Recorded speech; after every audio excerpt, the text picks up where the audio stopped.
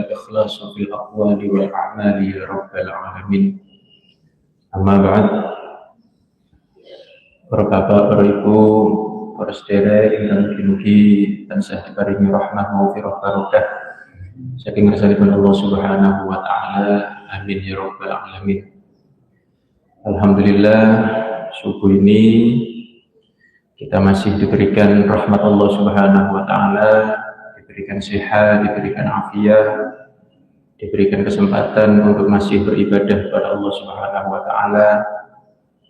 Mudah-mudahan semua ibadah yang kita jalani, terutama di dalam Ramadan ini, dari puasa kita, tarawih kita, qiyamul lail kita, iktikaf kita, ngaji kita, dan semuanya, mudah-mudahan diridhoi oleh Allah Subhanahu wa taala. Mudah-mudahan kita mendapat karunia Allah di dalam bulan Ramadan, mendapatkan rahmatnya, mendapatkan maghfirahnya, dan mudah-mudahan di akhir nanti kita mendapat predikat orang bertakwa yang bebas dari nerakanya Allah Subhanahu wa taala. Amin ya rabbal alamin. Para bapak, para ibu, jamaah rahimani wa rahimakumullah. Di dalam Al-Qur'an, bulan Ramadan itu hanya disebutkan satu kali di surat Al-Baqarah itu, di ayat yang memerintahkan puasa itu. Bulan Ramadan itu hanya disebutkan satu kali dalam Al-Quran. Dan di Al-Quran, bulan Ramadan itu disifati sebagai bulan Al-Quran. Ini mungkin fakta yang agak menarik, bahwa Ramadan di Al-Quran itu disifati sebagai bulan Al-Quran, bukan bulan puasa. Nah, itu yang menariknya di situ. Ramadan di dalam Al-Quran disifati sebagai bulan Al-Quran, bukan bulan puasa. Jadi ayatnya itu menyebutkan, ya ayyuhalladzina amanu kutiba alaikumusiyam. Itu ayat pertama yang memerintahkan tentang puasa. Wahai orang-orang yang beriman, diwajibkan atas kalian puasa sebagaimana diwajibkan atas umat sebelum kalian, kama kutiba alal ladzina min qablikum. Kemudian ayat setelahnya menjelaskan kapan waktu puasa itu, yaitu syahrul ramadan alladzi unzila fihil Qur'an, yaitu di bulan Ramadan. Apa bulan Ramadan itu? Ialah bulan di mana di situ diturunkan Al-Qur'an. Jadi diperintah puasa di bulan Quran. Nah, sederhana nih, kita disuruh puasa di bulan Al-Quran. Jadi bulannya itu identiknya dengan Al-Quran. Kemudian di bulan Al-Quran ini kita disuruh puasa. Karena sejatinya memang Ramadan sejak awal bulan Al-Quran. Sejak awal Al-Quran turun itu di bulan Ramadan. Inna anzalnahu fi lailatul qadar, itu di bulan Ramadan. Pertama kali Al-Quran turun, Iqra bismi rabbikal ladzi khalaq, sampai ayat kelima surat Al-Alaq, itu juga di bulan Ramadan. Baru sampai kemudian Nabi SAW periode Mekahnya 13 tahun, 40 tahun diangkat jadi Rasul, Nabi dan Rasul. Usia 53 Hijrah, 13 tahun di Mekah tidak ada tuh puasa Ramadan. Sampai kemudian hijrah ke Madinah, tahun pertama masih belum ada puasa, tahun kedua baru diwajibkan puasa. Jadi sejak awal Ramadan itu bulan Quran. Setelah Nabi hijrah tahun kedua baru ada puasa. Mulai Kanjeng Nabi SAW itu puasanya cuma 9 kali, mulai tahun 2 itu sampai tahun 11, di mana Nabi SAW wafat. Tahun 2 Hijrah sampai 11 Hijriah, 9 kali Nabi SAW puasa. Maka memang hendaknya Ramadan ini selain puasa itu wajib tentu saja, Kan pertanyaannya sederhana sebenarnya nih Bapak Ibu nih. Pertanyaannya sederhana, nanti jawabannya juga sederhana. Tapi prakteknya nggak sederhana-sederhana banget ternyata. Pertanyaannya begini, kita Ramadan kan tidak boleh makan. Oke, saya tidak boleh makan. Terus, saya harus ngapain? Sebenarnya kan cuma gitu. Aku gak boleh mangan ini terus aku kudu lapo. Masuk gak mangan terus ya wes, gak mangan ngoten tok. Kan tidak. Saya tidak boleh makan ini. Terus ngapain? Pertanyaannya sederhana. Jawabannya sederhana juga. Anda tidak boleh makan, kita tidak boleh makan. Terus apa? Ngaji, baca Quran. Kayak gitu doang. Kapan ngajinya itu? Minimal. Kita ngaji di bulan Ramadan itu minimal di waktu makan itu tadi. Yang sekarang kosong gara-gara puasa. Karena sejatinya makan itu kan nggak cuma sekedar nasi sudah ada di sini terus makan, kan nggak begitu. Makan itu kan terutama untuk ibu-ibu ya. Iya, bapak-bapak juga ikut bantu lah.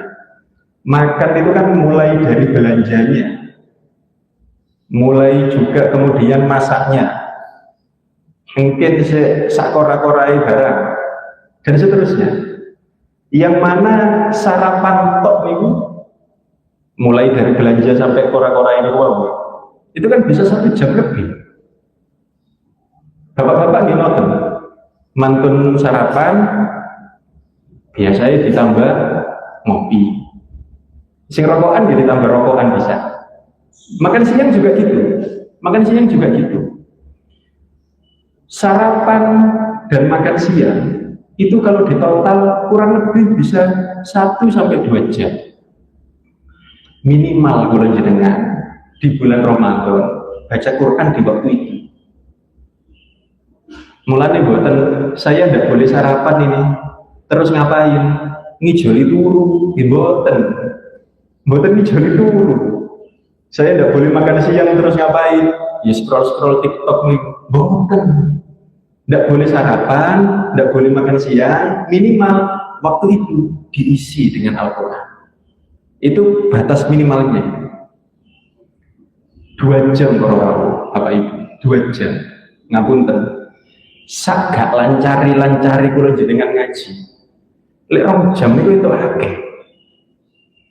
2 jam itu masih gak lancar maca. Insya Allah setengah juz dapat.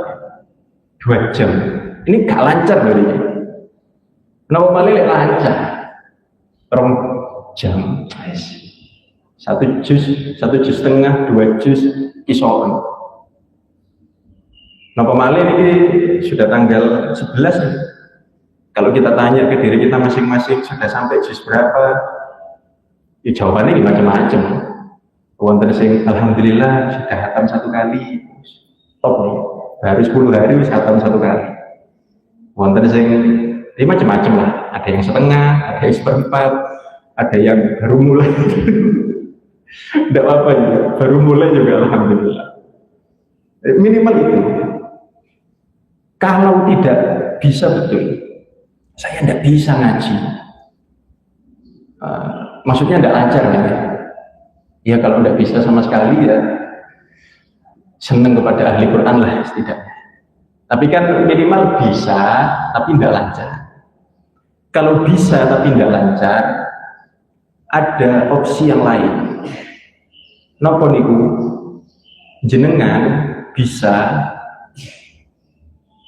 buka HP, buka YouTube, cari qori yang jenengan suka. Entah niku siapapun lah, entah qori luar negeri, dalam negeri, Syekh Suddes, Misyari Roshid, Toha Junaid, Indonesia Muzammil atau sinten sing-singan Muammar atau sinten yang jenengan suka siapa. Terus ya nopo jenengan setel dimainkan YouTube nih gue cari Al-Quran juz 1 ada kok banyak gitu. Syekh ini juz 1, Syekh ini juz 2 sampai 30 ada semua gitu. Jenengan buka Quran terus biarkan HP ini ngaji, jenengan nyimak bacaannya di Al-Quran. Boten dijarno ngaji terus belok HP liane main TikTok boten. HP ini ngaji didengarkan sambil menyimak Quran. Dan kula pun ngecek dulu sudah nopo namanya. Sudah kula riset sebelum ngaji ini. Rata-rata satu juz qiraah atau bukan qiraah, tilawah. Tilawah Qori enak internasional. Tilawah satu juz itu 1 jam kurang lebih. Ada yang 50 menit, ada yang 1 jam 5 menit, rata-rata 1 jam. Dan itu mudah, enak dan mudah, menyenangkan. Pertanyaan berikutnya muncul, memangnya dapat pahala kan kita dengan membaca, dengan cara baca seperti itu? Jawabannya tentu saja iya, dapat dong, masa nggak dapat? Nabi Shallallahu Alaihi Wasallam mengatakan, al-alim wal muta'allim syarikani fil ajr. Orang yang bisa ngaji dan orang yang belajar ngaji sama-sama dapat pahala. Para ulama menjelaskan hadis ini untuk bab Quran, mereka sebutkan al-qari wal mustami' syarikani fil ajr. Yang baca dan yang dengar sama-sama dapat pahala. Tapi penting untuk digarisbawahi, sama-sama dapat pahala, bukan dapat pahala sama. Sama-sama dapat pahala, bukan dapat pahala sama, bukan. Pahalanya beda. Yang baca dapat pahala lebih banyak, yang dengar sama dapat pahala juga, tapi tidak sebanyak yang baca. Sami kalau ngaji ngeten iki, sing muni, sing ngomong itu pahala, yang mendengar juga dapat pahala. Tapi siji pahalane, mulai sing ngomong pegel. Ngaji Ramadan ndak minum. Mosok pahalane padha. Ya mudah-mudahan tapi semuanya dapat fadhil, dapat keutamaan dari Allah Subhanahu wa taala. Itu. Lebih bagus lagi kalau live ngaji. Live niki kalau dereng semerap YouTube niki mungkin ada juga. Tapi ada satu program beberapa masjid itu mengadakan. Mungkin di sini sudah ada juga. Kalau belum ada mungkin bisa jadi wacana di musyawarahkan. Simaan Al-Quran live. Kalau masjid kan biasanya kajian itu habis subuh. Di beberapa tempat ada yang habis zuhur, ada yang menjelang berbuka, kemudian kultum tarawih. Ya dipilih mana yang kosong. Terus ada beberapa masjid itu diisi dengan simaan Al-Quran. Ya nopo niku ngundang Ustaz Qori yang suaranya enak, ngajinya enak. Dia baca Quran, jamaah ngeten iki, lenggah, tapi nyengkeli Quran dewe-dewe. Ustaz ini yang baca, jamaah itu nyimak baca Quran. Kenapa enggak ditadarus saja? Oh, tadarus bagus, tadarus bagus. Ini lain lagi. Ngapunten, tadarus itu memang bagus sekali, harus diadakan tadarus. Tapi kan tadarus itu siapa yang mau? Sing ngaji, ini tidak kita pungkiri lah. Tadarus ono sing ngaji ini bener, ono sing kurang bener, ono sing enak, ono sing kurang enak.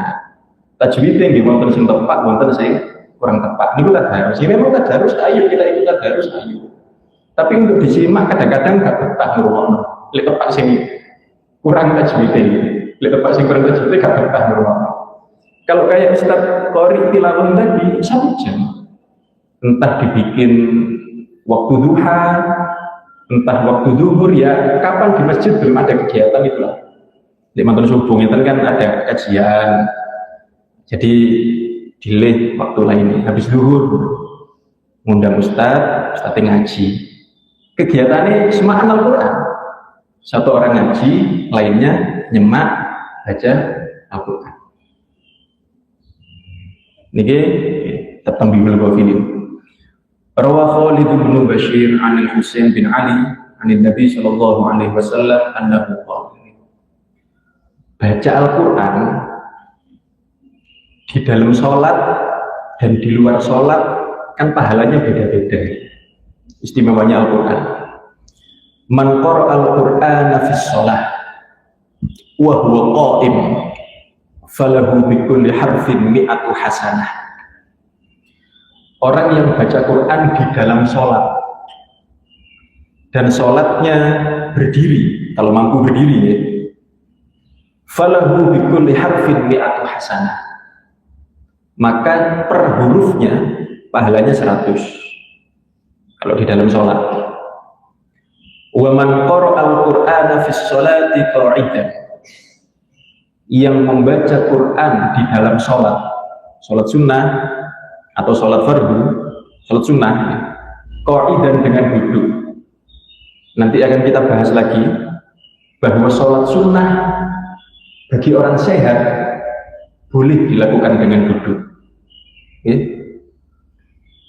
Kalau sholat fardu sehat harus berdiri, sakit sebisanya. Sholat sunnah yang sehat pun boleh sholat dengan duduk. Nanti kita bahas lagi.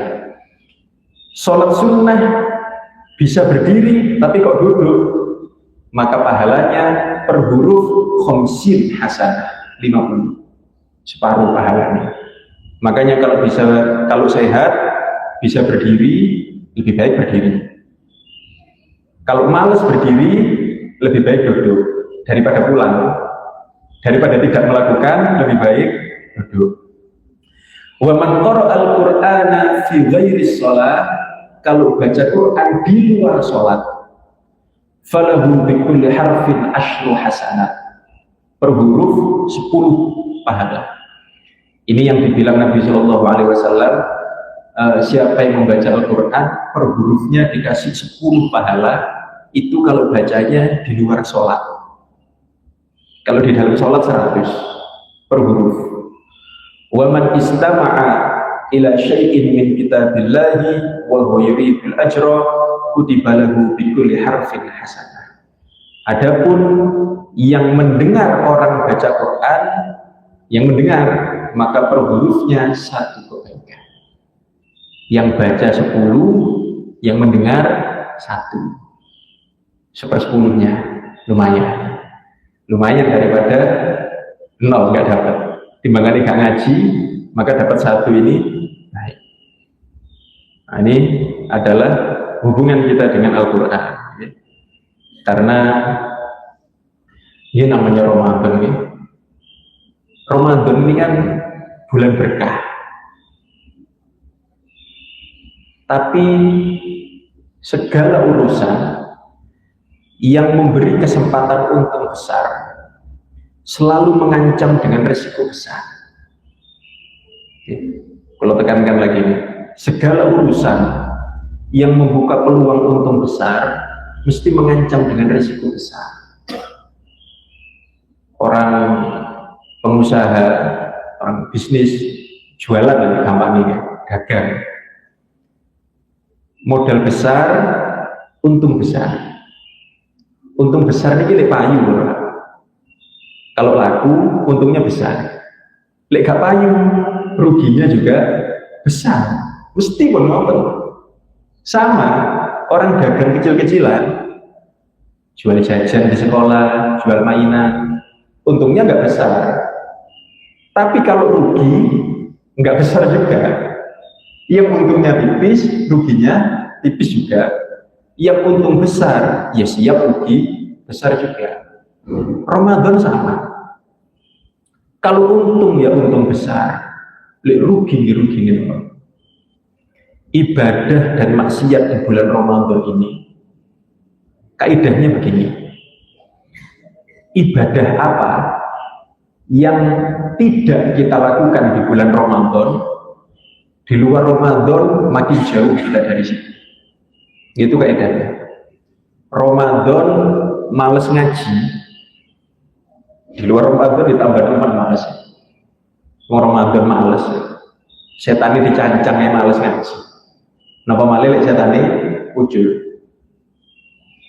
Ramadan males tahajud, sudah bangun sahur gak tahajud, apalagi di luar Ramadan. Ramadan males nang masjid, Iya seterusnya, apalagi di luar Ramadan. Dan orang yang paling merugi ya orang yang tidak ibadah di luar Ramadan itu. Ketika setan dicancang, gak gelem ibadah, rugi betul. Apalagi ketika setan muncul, tambah males ibadah. Ramadan, apa? Gak sodako, berarti bukan gara-gara setan selama ini. Ancan asli wonge medhi. Karena setannya dicancang. Ternyata selama ini gak nama masjid itu gara-gara setan ternyata. Asli males tiba-tiba. Mau Ramadan setannya dicancang pancet gak nama masjid. Selama ini gak melok ngaji, ternyata bukan gara-gara setan. Asli gak seneng ngaji ternyata. Karena ketika setannya dicancang pancet buat ngaji. Baru sadar, ternyata males aku iki aja gitu. Tak kira gara-gara setan. Maksiat itu sama, naudzubillah. Apa maksiat yang berani kita lakukan di Ramadan? Di luar Ramadan tambah kendel. Mau Ramadan yang bijuan, nah kembali di luar Ramadan. Ramadan rasa-rasa sih oke. Di luar Ramadan super ya. Mulanya kalau jenengan memang harus benar-benar menggunakan kesempatan sebaik-baiknya di bulan Ramadan. Tanggal 11 sekarang. Niku sudah berapa kali, sudah berapa jauh baca Al-Qur'annya. Problemnya kita itu sejak kecil. Lek kula yakin kita semua sejak kecil pernah dengar ini. Memang ini ajarannya Kanjeng Nabi. Urusan akhirat lihat ke atas, urusan dunia lihat ke bawah. Kan kita semua tahu itu. Enggak, kalau yakin nggak ada yang nggak tahu. Urusan akhirat lihat ke atas, urusan dunia lihat ke bawah. Tapi ngeten iki umpama ngaji Ramadan ngeten iki. Kalau kita dengar ada orang umpama ini, alhamdulillah sekarang tanggal 11 ini saya sudah hatam umpama ini. Saya sudah hatam 3 kali. 3 kali sehari hatam. Kita mendengar ya, oh iya gitu, ya wis oke gitu aja, bagus. Tapi coba wonten tiyang Ramadan kita tanggal 11 nih, saya jual takjil 10 hari sudah dapat untung 10 juta umpama. Gopo takut, dadalan ndi sampean? Dadalan opo? Ya opo trike? Kok iso entuk berarti sak ngono kae? 10 juta relatif lagi. Sebagian orang banyak, sebagian yang lain itu biasa. Kok iso kan? Ya apa caranya? Lek ngaji kok gak gopo ya apa caranya? Lek orang wong badine akeh kok gopo, ya apa caranya? Nabi Shallallahu Alaihi Wasallam itu kan ada hadis bilang ada hasud, ada iri yang boleh. Ada dua iri yang boleh. Satu, iri kepada orang kaya yang ahli sedekah. Nah, ini juga termasuk pengetahuan umum yang kita yakin banyak yang tahu atau semuanya tahu. Boleh hasud iri kepada orang kaya yang ahli sedekah. Ya Allah, kepingin tadi kaya wong iku ya Allah, sedekah ya akeh. Masjid iku apik ya baru kaya wong iku. Fakir miskin kan ini disantuni kabeh wong sedekah setiap bulan, setiap Jumat. Iri kepada orang kaya ahli sedekah. Mboten iri kepada orang kaya sih enak setiap bulan nang luar negeri. Enggak bagus kalau iri gitu. Enak ben setiap hari Minggu keluarganya dijak nopo jalan-jalan ke di mana. Kalau iri itu tidak bagus. Iri sedekah itu bagus. Itu iri pertama yang dibolehkan oleh Nabi. Yang nomor 1 itu. Yang kedua, redaksinya macam-macam, tapi intinya sama. Rajulun atahullahu ilman. Riwayat lain, rajulun atahullahu hikmatan. Riwayat lain, rajulun atahullahu Quran. Orang yang punya ilmu atau punya hikmah atau punya Quran. Intinya wong pinter ngaji sing rajin ngaji, iri kepada wong pinter ngaji sing seneng ngaji. Ini iri yang dibolehkan. Ya Allah, enaki wong iku iso Ramadan 3 hari sekali hatam Quran. Iri lah, ini iri yang bagus ya. Problemnya kita, kebanyakan kita, enggak semua lah. Problemnya kebanyakan kita, iri ini sing nomor 1 wae. Sing nomor 2 ini jarang iri. Lek ana wong sugih ahli sedekah kepingin, kalau sering lihat ada konten berbagi, konten sosial di kadang di Facebook, kadang di TikTok, kadang di YouTube Short, konten orang berbagi ngoten niku kata komentar. Inilah alasan kenapa aku ingin kaya. Kepingin oke agar bisa berbagi. Tapi lek konten ngaji jarang. Kenapa? Jawabannya ngeten. Aku saiki belajar ngaji wis terlambat. Tapi lek dadi sugih gak terlambat. Belajar ngaji wis terlambat. Tapi lek sugih tuwek gak terlambat. Oke, buat kita begitu. Tapi kan kesempatan dua-duanya masih terbuka buat anak kita. Nyatanya kita ini ingin anak kita jadi yang nomor 1 tadi, tidak yang nomor 2. Kita itu lebih banyak ingin anak kita jadi wong sugih sing ahli sedekah daripada wong pinter sing seneng ngaji. Kebanyakan orang banyak milih nomor 1. Wallahu a'lam. Karena memang itulah. Ini ilmu, ini Quran, ini hikmah tidak diberikan oleh Allah kecuali kepada hamba-hamba pilihannya. Ini ilmu, Quran, hikmah tidak Allah berikan kecuali kepada orang-orang pilihan.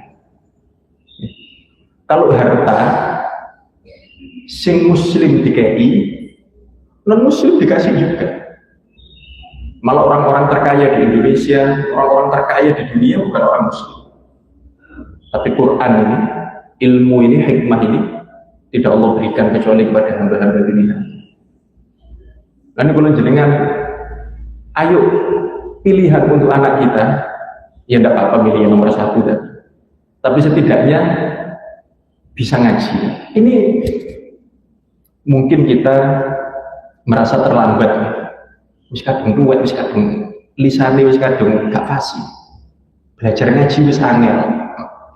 Apa yang harus kita lakukan kalau kita wis kadung gak iso ngaji? Yang pertama, lek pun kadung gak pinter ngaji kan. Yang pertama, harus getun,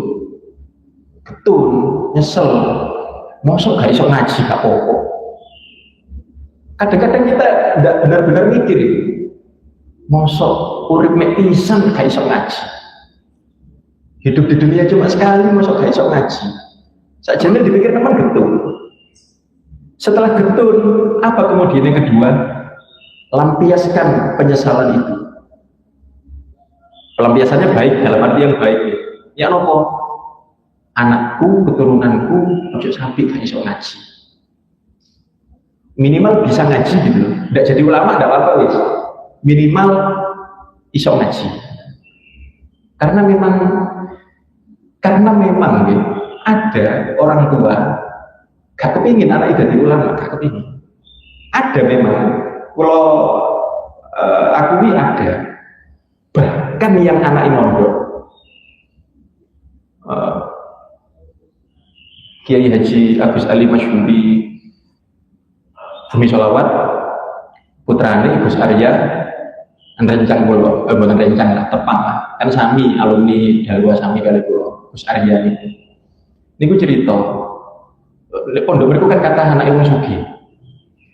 Wong ada wali murid niku dicantenan apa omong-omongan kali Gus Ali, kali Gus Arya. Anakku aja dadi anak ulama, Gus. Wis tak siapno pabrik iku nang kono. Aja dadi kiai anakku. Wis tak siapno perusahaan anak kono. Ada orang bahkan anak mondok. Wong tuane gak kepengin anake dadi ulama itu ada. Ya tidak apa-apa juga, tidak harus kok. Kita tidak harus jadi ulama, tidak harus. Tapi harus iso ngaji. Nggak apa-apa, nggak jadi kiai, nggak jadi ulama, tidak apa-apa. Tapi baca Quran bisa, harus bisa. Kebaikannya di dunia wal akhirah. Di dunia wal akhirah kebaikannya. Ya. Kita semua, bukan cuma sing seneng ngaji lagi, sing gak ngaji bisa. Selama wong Islam, kalau ditanya kepingin lah untuk syafaati Al-Quran, tidak ada yang bilang tidak kepingin. Masih guyon, sinten sing wani ngomong gak butuh syafaati Al-Quran, ibadah sing lain aja. Sinten sing wani ngomong gak usah syafaati Al-Quran, gak butuh. Tidak bisa. Kabeh wong Islam, ya kepingin syafaati Al-Quran, ya kepingin syafaati Kanjeng Nabi. Dan memang syafaatnya Quran, syafaatnya Nabi Muhammad itu pasti janji Allah, janji Rasulullah. Iqra'ul Quran, baca Al-Quran. Fa innahu ya'ti yaumal qiyamah syafi'an li ashabi.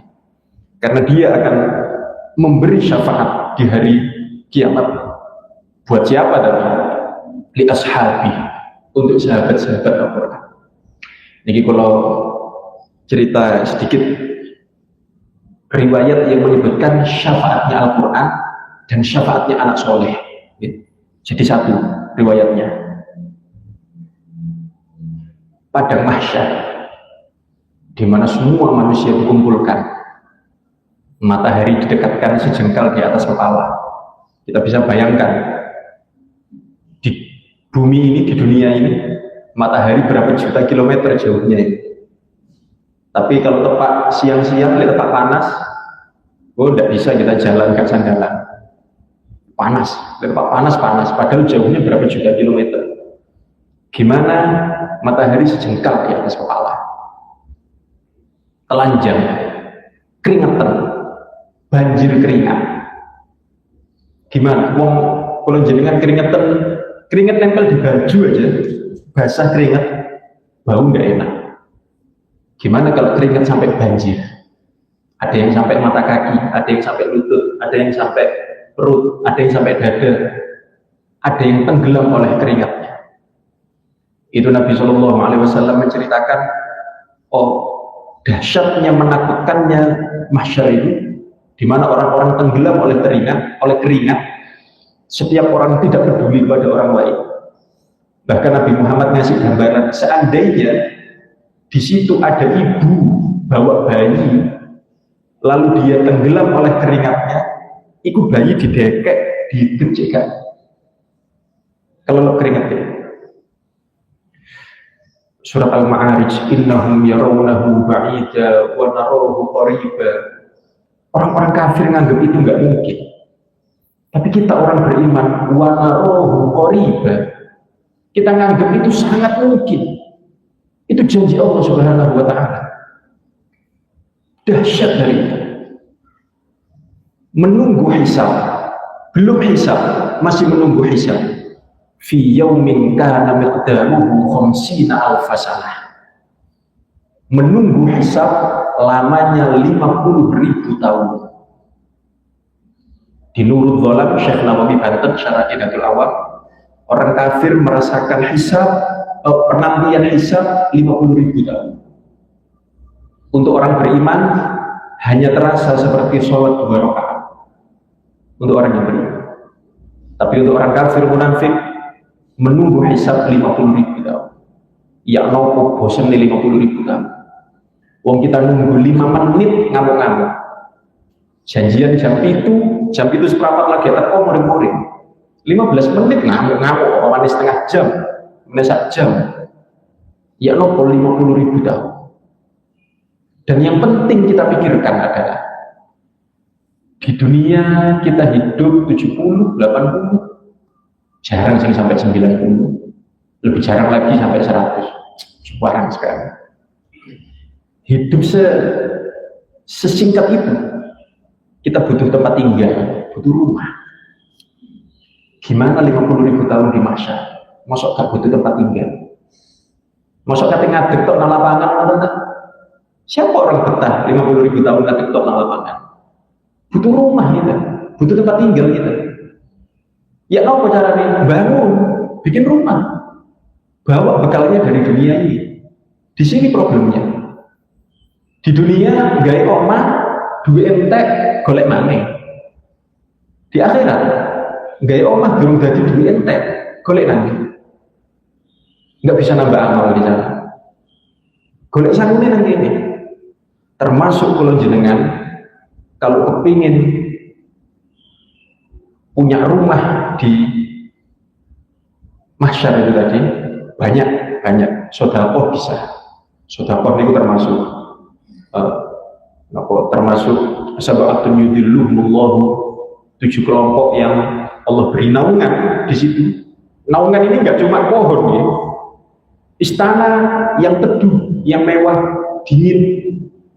Termasuk ada 7 di hadis itu. Salah satunya orang ahli sedekah, orang yang hatinya terikat dengan masjid, dan seterusnya, ada 7.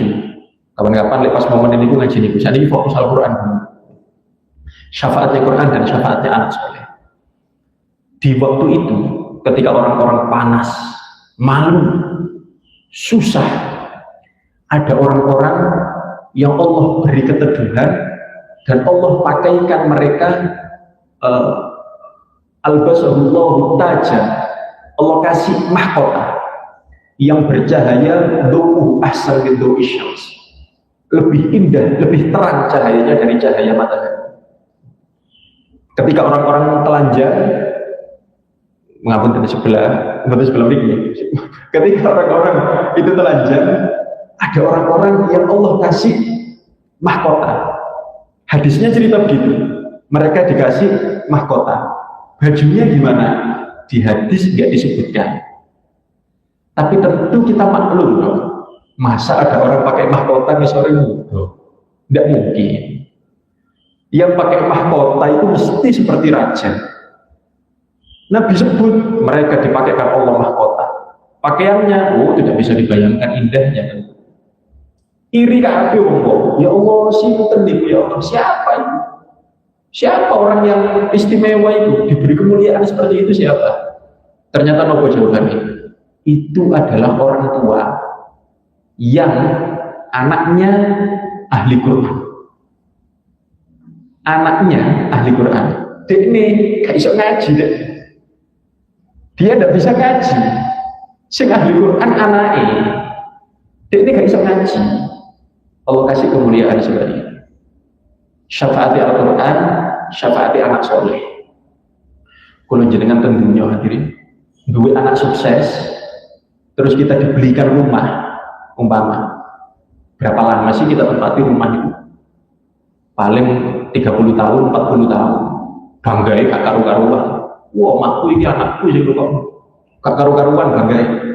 Padahal anak kan sukses paling umur 30 baru sukses ya. Ketika anak 30, kita sudah umur berapa? Makanya paling rumah kita tempati cuma 30 tahun, 40 tahun. Bangga ini gak karu-karuan. Jenengan kalau anaknya didadekno ahli Quran, jenengan benjing digaekno omah, bisa jenengan tempati 50.000 tahun. 50.000 tahun.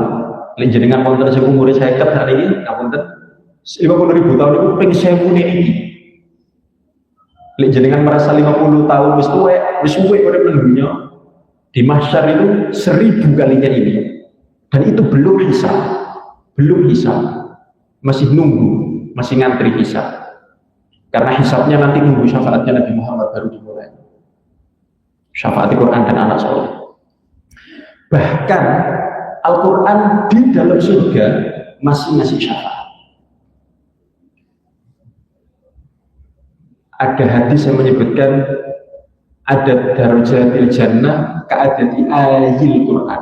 Iqra' warqal. Surga itu kan derajatnya banyak. Nah, tapi ini tingkatan-tingkatan surga itu tidak membuat iri satu sama lain. Yang level bawah tidak iri pada level atas, karena memang di surga tidak ada konflik. Lihat tentunya kan senengnya kita kadang susah wong liya. Lha kula jenengan omahe anyar, montore anyar seneng, tonggoe susah. Napa iri? Awak dhewe seneng dekne sing susah. Di surga tidak ada konflik. Kita seneng, tidak ada yang iri. Kabeh seneng.